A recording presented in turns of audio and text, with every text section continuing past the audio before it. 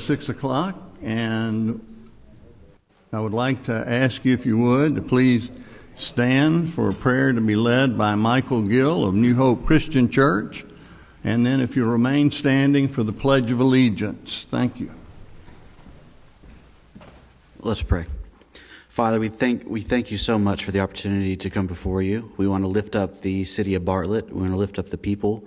We want to lift up the leaders, God. We pray that everything we do here is to ultimately honor you. We're thankful so much for everything you provide us. In your name we pray. Amen. Amen. I pledge allegiance to the flag of the United States of America and to the republic for which it stands, one nation under God, indivisible, with liberty and justice for all. Thank you all.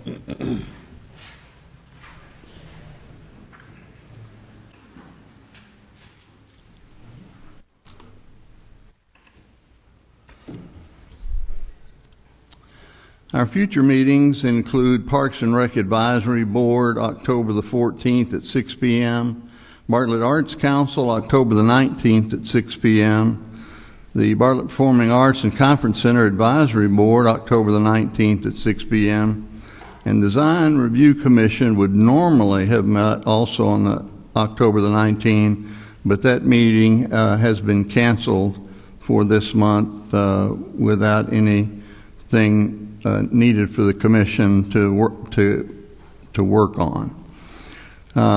Traditionally, it's our pleasure to recognize any Scouts, Girl Scouts, Boy Scouts that are working on badges of rank, but I don't see any of them tonight. We do have our judge, one of our judges here tonight. Judge Francavilla is here. Glad to have you. So with that, we'll go to the official business of the day, and the first item is the approval of the minutes of the September 28th meeting. Have a motion, and someone gave a second.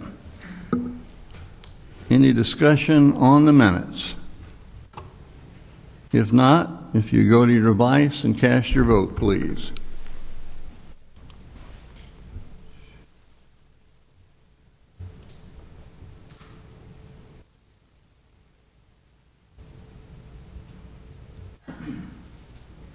The minutes are approved by unanimous of those that are present.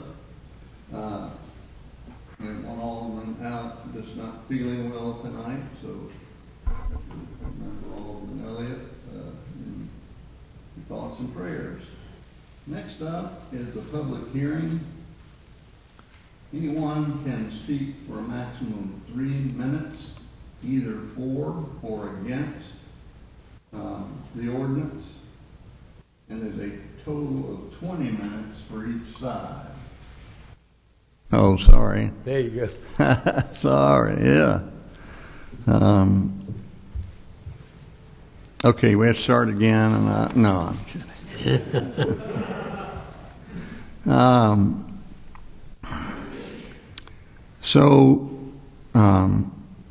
Ordinance 21-03. You presenting that? Who's presenting that item? Okay. Okay. Yeah. Mark Brown is, he had an injury, so he's not able to be here tonight. So if you will pull that mic over in front of you. Just turn it there up at the top. Okay, this is a proposed amendment to Article 6, Section 9. It's the parking and storage or use of major recreational vehicles. And basically, this proposed amendment is to allow short-term living or sleeping in a recreational vehicle on a residential lot, only in the case of if the home itself has been damaged by flood, wind, or fire, and it's to give the homeowner the opportunity to live on the property for up to 6 months while their home is being repaired. We only allow one of these vehicles on the property, and it has to be parked just like any other recreational vehicle behind the front line of the face of the home in an enclosed area or in a carport. There would be a permit that the building official would issue for that, and the unit would also have to be able to be connected to the sanitary sewer in some form or fashion. Right. So that's it in a nutshell. Right, that's right. Very good. And the 6 month, they would look to make sure it can be expected to be fixed within 6 months before they would give the permit. If it's like more than 50% burned out, then they would just tell them, you know, you'll have to make long-term arrangements. You can't stay. But if it's repairable within that time, that's the intent. Did you say something? Okay. Anybody? All right. Move it out. We're going to do the hearing, and then we'll get right there. So at this time, anyone wishing to speak in favor of Ordinance 2103 should come forward at this time. Anyone wishing to speak in opposition? Seeing no one coming, we will adjourn the public hearing and move to unfinished business. Madam Clerk, will you read that into the record, please? Third reading of Ordinance 21-03, an ordinance to amend the zoning ordinance, Article 6, Section 9, parking, storage, or use of major recreational equipment. You've just heard the explanation on this. Move to approve. Have a motion? Second. And a second. Properly motioned and seconded. Is there any discussion? Anyone have a discussion on this item? Alderman Pleasant? So you're saying if you get a permit for 6 months, what if it looked like different things could come up that wasn't expected? Would there be any chance of getting an extension? It'll be up to the building official. The intent is for it to be done in 6 months, and that's why they're going to be very careful in looking at what the damage is and assessing the market. You know, there are things that you normally could get done in 6 months, but this isn't normal. You can't get the stuff. So a lot of people just wouldn't be able. They would have to make longer term arrangements, but they'll confide in their situation with the building official, and we're just trying to make it so that on those rare occasions where we could help people, like the gentleman that happened to, and because we're in a state of emergency, I was able to use my executive power, but hopefully we're going to get out of this soon, and if that happens, or someday, if that happens, then it would be up to the regular way things are done, and we just wanted to be ready for that. Okay, thank you. Yes, sir. Yeah, anybody else? Yes, Alderman Simmons. You talking about the house that burned in our cove? Right. I talked to the lady yesterday, and insurance has put them into a rental home, and they're getting ready to start on what they're going to do to get it done, because I think they just settled with State Farm. Right. And so I just thought I'd pass that on to you. Yeah, I appreciate that. Of course, having spent 30 years in property and casualty insurance, most of the time, if you've got homeowners nowadays, you're going to have loss of use coverage, which will cover putting you into some type of rented house or condominium or whatever, up to a set amount of dollars in a claim. So that's good. I'm glad they were able to do that, because they have a pretty good sized family, and it's probably not too fun to be all together in that camper at night. We've been helping them along the way as well. Good. And I'm talking about the whole cove. Right. All right. Anyone else? All right. We have a proper motion and second. Without any further discussion, if you will go to your device and cast your vote.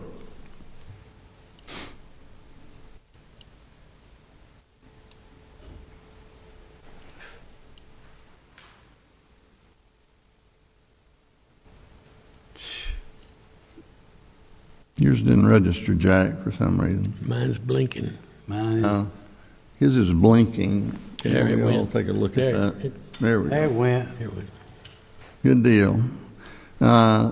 Ordinance 2103 passes with the vote of all present tonight. We do not have a consent agenda tonight, so we will move on to new business. First item under new business is the appointment of Jimmy Norman to the Bartlett Station Commission, and I'm putting his name before you. Jimmy's here. Probably any of you that have been around any time know Jimmy Norman. He's kind of a miracle guy now. He was on hospice and came back, and then had some other issues and came back. So we're glad he's here and able to do this for us, and I place his name before you. Move to approve. Have a motion and a second. Any discussion? If not, you go to your device and cast your vote, please.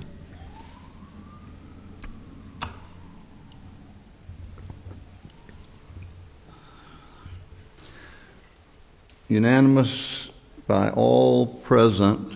Thank you, Jimmy, for your willingness to do this. Next up is the appointment of David Hunt to the Planning Commission. David already serves on, I believe, the BZA. Is that right? And he's stepped forward with the willingness. We know he's got the background, so we just needed to find out if he had the time, and he believes he does. So I placed David Hunt. David Hunt is here, again, would be known by most of you.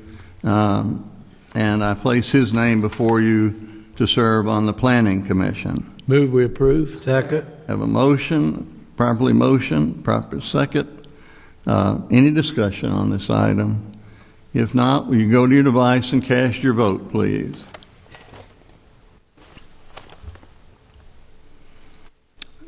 Passes unanimously of those present tonight. So thank you, David, for your willingness to serve.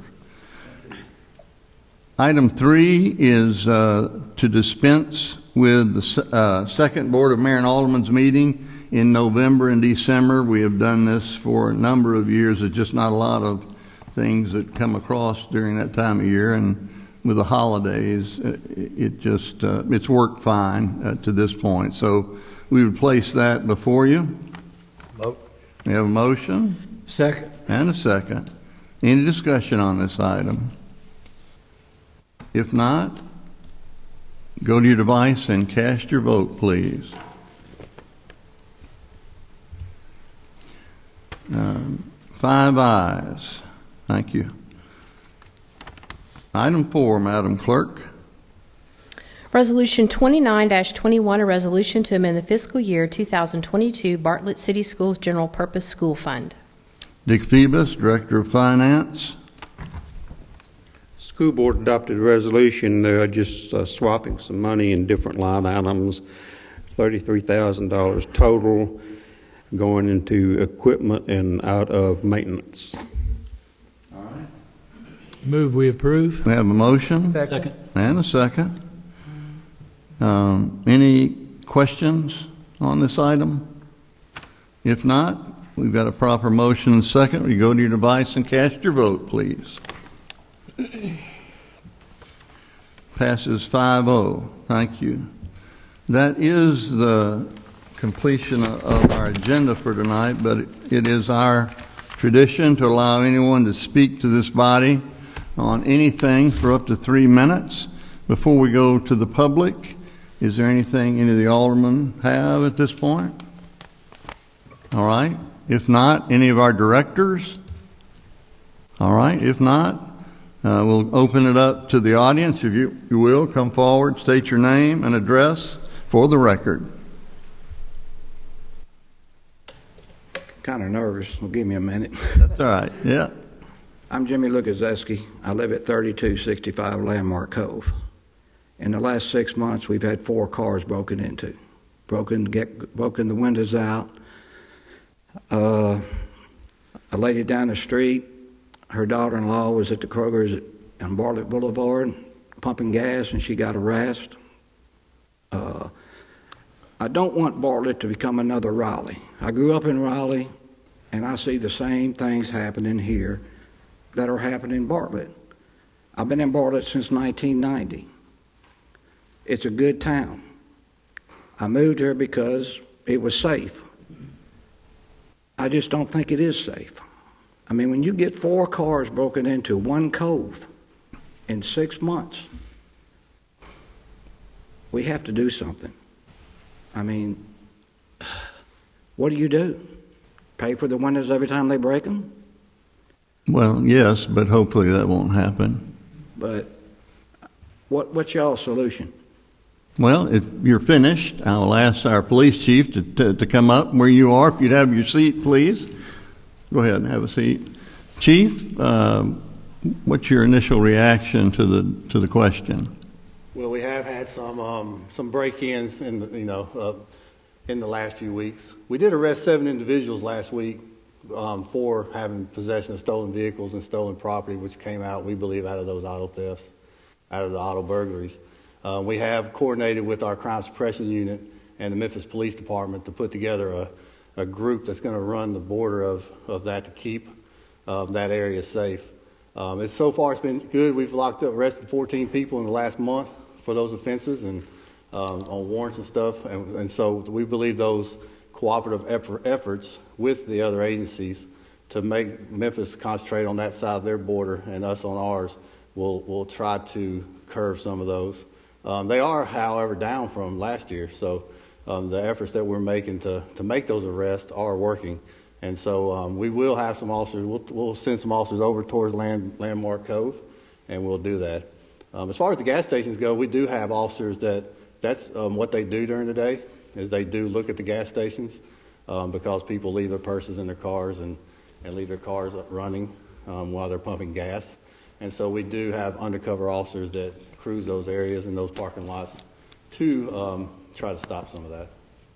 Yeah, so I would say, Jimmy, to your concern as well as those of your neighbors, I've been here a long time too, and I feel safe. I'm sorry you don't. We want you to, and we're going to do everything we can to try to regain that trust in our city. I will also say there is a severe problem in Shelby County of juvenile crime, and that goes on because of the way they're holding back the juvenile courts. They can do whatever they do and hardly anything happens to them. So we've got to continue to try to work on that. Hopefully some common sense will come back into some of the politics that's going on now. But I hear what you're saying, and we certainly will take an extra look and see if there's anything that we can do besides that. Well, the last break-in was a week ago Sunday at 2 o'clock in the morning. Right. Do none of you have Ring cameras on your houses? I don't, but my neighbor does, and he couldn't catch anything. But the Ring camera should be on. Yeah. When the daughter's car got broken in a week ago Sunday at 2 o'clock in the morning, the police did a high-speed chase, and the car got up to 120 miles an hour. I was told, I don't know if it's true or not, but I think Bartlett has got a gang problem. They said that the gangs are coming into Bartlett. They are coming in, but we don't have them living here. But they're coming passing through. And how do you control the gang problem? I mean, the city of Memphis can't do it. We turned the timer off on you, but I know your time's up. But Chief, go ahead and try to answer. Yeah, we don't, the gang problem, they don't live here in Bartlett. The problem is we have juvenile gangs members who come into our city. One is because our city's safe. And Chief, if you get up to the microphone, and please. A lot of times, because our city's safe, we feel like we can leave our cars unlocked, we can leave our garages open, and we make those mistakes. They believe they can come in here and have that opportunity to check doors and to steal out of people's cars and garages. Our midnight shift, like you said, they do. They've chased a lot of them out of here. However, we don't pursue vehicles, and so when these juveniles run from us, we do let them go. And the mayor's correct. We have arrested several juveniles for these problems, just in return to have them come back and we arrest them again.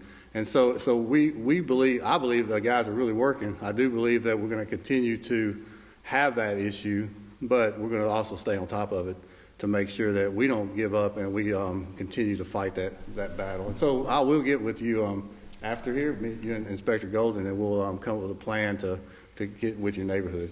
Yeah, we're not going to chase at 125 miles an hour.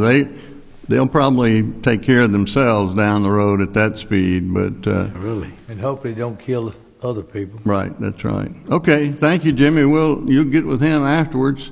Anyone else wishing to speak? Yes, sir. Come forward.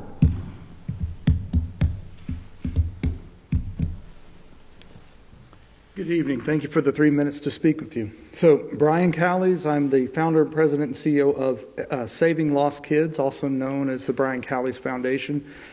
Spoken with you just for a moment in passing, Mr. Mayor and Alderman Quinn today.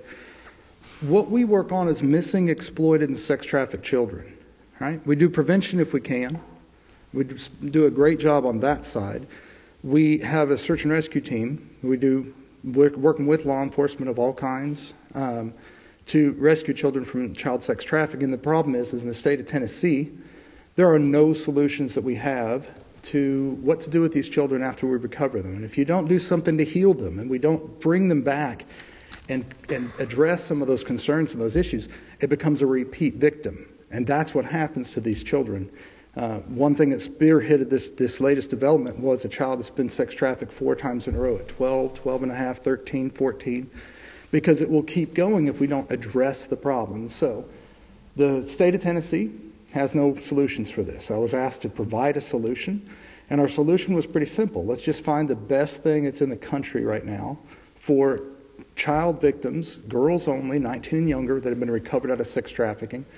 And it happened to be in Texas, and unfortunately they're at max capacity and they can't help us. So they came back to me, the state came back and asked for some solutions. And the solution is this: why don't we just replicate that? Why don't we do an amazing job in Tennessee? So we are currently building the largest care facility for sex trafficked girls in the country right now.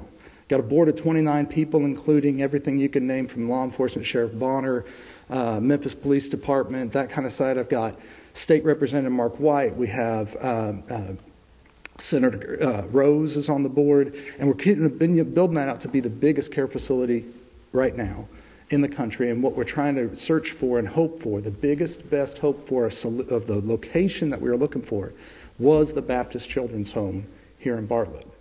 Once we saw it, it fit exactly to the vision and the mission of what we were shooting for. So we have 2 options. We can either replicate almost to a T the Baptist Children's Home that's here in Bartlett in another location. That is something we've been working on for the last several months, trying to find a different solution in, say, Arlington or something, because Baptist Children's Home in Bartlett is already under contract. But there's a possibility that might be back on the table at some point in the future, from what I hear. And if it is, I would like to be considered for that. I would like to see what I can do to help make that a possibility.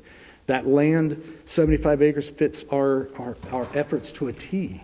I've already spoken with the CEO of Baptist Children's Home, and he agrees it fits to a T. Time's up. Okay, your time's up. Thank you so much for your time, and I appreciate it. Yes, sir. Thank you. Bless you. Thank you. All right. What was the guy's name? Ken? What was what? It There's a decided guy a little named- late. Guy named Ken. Yeah, my time's up. That was he did that. He did the missing children for the sheriff or the police. He's old like me, so he's probably not working anymore. But they did have. Young guy when I was up there. Well, you were young too. That was 100 years ago. But anyway, we want you to be working hand in hand with those things that are already there. I know the Crime Commission is looking at this very hard. And I know we lost a true friend just a couple days ago who worked very hard in the state legislature, Representative Jim Coley. Yes. He was instrumental. If you've watched it at all, you know that he was instrumental in getting some of the things passed to help find solutions and allow solutions in the state of Tennessee. So it's something that we're all aware of, but we can't act as your realtor. You'll need to stay on top of it and make that offer if that were to come up again. I'm not asking a question. Is that in the hands, or is that in the hands of Bartlett? No. No. It's in the hands back of the realtor. Okay. Yep. Uh-huh. All right. Anyone else? Jimmy? I've known Jimmy a long time. He's like some of us. He's a big talker. We don't have to tell how long, do we, Mayor?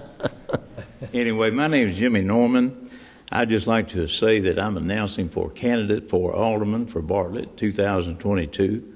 And I would appreciate your vote and support if you can see fit. I'm not here to try to change anything, because I'd like to say that Bartlett is probably one of the best cities in the United States to live in, guys and ladies. And it's all because of the work of you gentlemen right here, you ladies and gentlemen right here in this room right now, that y'all have paved the way to make this place as good a place to live as it is now. So I'd just like to tell you a few things about me if I got a couple of minutes. I've been a resident of Shelby County for 58 years. I've been in property management for 46 years. I've owned property in Bartlett for 43 years. I've been a member of the Memphis Board of Realtors for 42 years. And I founded Norman Realtors and Property Management right up here on 6061 Stage Road 28 years ago, and we're in the same building that we started in right there, right now. I managed the sales and marketing of all the HUD foreclosures in Shelby, Tipton, and Fayette County for several years, consisting of some 300 to 500 listings at any one given time. And I also managed the sales force, property management division, and a mortgage company. I supported the Shriners Hospital for Children for 36 years. I was potentate for Alchemia Shriners in 2007, and I was recorder for Alchemia from 2012 through 2019. I was associate director of Shriners Hospital in St. Louis, Missouri for 10 years. I served on that board. I've lived in Bartlett since 2010, and I always laugh about this. I was voted Man of the Year in 2017, and then Mayor McDonald come along next year and took it, but that's okay, buddy. We served our time, didn't we? I'm an active member of Faith Baptist Church. And last but not least, I'd like to introduce my lovely wife of many years, Miss Sarah Norman. She doesn't want me to say how many years, but I can tell you it's been a while, been a good long time. And what little success I've had in my life. We're not going to applaud you, but we're going to applaud her, Jimmy. Pardon? Go ahead. I don't want to take your time. Go ahead. What little success I've had in my life, I owe it all to her. So I can tell you that right now. But anyway, if you can see fit to vote for me and support me in the election for next year, 2022, I would appreciate it very much, ladies and gentlemen. Okay? Thank you so much, Mayor. And anything I can do for y'all, you just let me know. Okay? All right, Jimmy. Good job, Jimmy. Anyone else? Seeing no one coming forward, and this the end of our agenda. Mayor, yes, sir. Before we close, I'd like to say one. Okay. On the safety of the city, and I mean I can understand, you having that many break-ins in your cove, but I'm telling you, y'all need to get Ring cameras. So they're cheap this day and time. And you can be somewhere and it'll ring, give you pictures of what's going on. It's a 24-hour day watch dog for you. But, get some of if you're like me and my wife and I, you kind of have to have your children and grandchildren kind of show you how all this stuff works. But it's pretty simple. After they go over it with us about 50 times, we really get it. We're quick on a lot of things, understand them. But anyway, but I feel too, and as soon as I say this, somebody will come by and take my truck tonight, but I feel safe all the time here. And, I notice some of the policemen, they don't just drive and look straight ahead. The old sheriff deputies, they knew the area they patrolled, and they constantly would look, and they after day, night after night, they knew if there was something missing or, or somebody's living there. But now in some of the cities, they have people, if you'll notice, I was out, I'm not going to say where I was at, but you could wave at them. They don't even know you waved. They're looking straight ahead, And so you're missing a lot of surveillance by not, I'm not saying, looking, stretch your neck around and having a wreck or run into somebody, but just be aware of your surroundings rather than from point A to point B. And I'm telling you, you can wave at people and they don't even know you ever waved at them. They're straight ahead. So that's my 2 cents worth, and forgive me, I don't want to... No, I appreciate that. And I will also say that I know that in the past they've been encouraged to drive with their windows cracked a little bit so they can hear what's going on as well. On a 100-degree day, you don't want to went all the way down, but you can have it down some so that you could hear something that was going on. And then in the cooler months, a lot of the folks just drive with their window down, especially the night shift. It's cool enough. So anyway, we're always, I know Jeff and his team are always looking for ways that we can improve. Bad things happen here from time to time. We are not trying to paint an impossibly rosy picture, but our police, we can't afford enough police officers to watch every neighborhood all night long. So the next best thing is for our citizens to help us in being aware, whether it's a ring or your best friend in the neighborhood, your nosy neighbor. I know it probably drives you crazy, but man, I'm thankful for them because they'll help us catch people. But it is a group effort. It is not just up to the police. It's up to all of us. So I know you'll work with Chief Cox really well and Inspector Golden and others, and we'll find out a way to try to get this better so that you feel better. All right? Again, if there's nobody else, this being the end of our regular business, this meeting stands adjourned.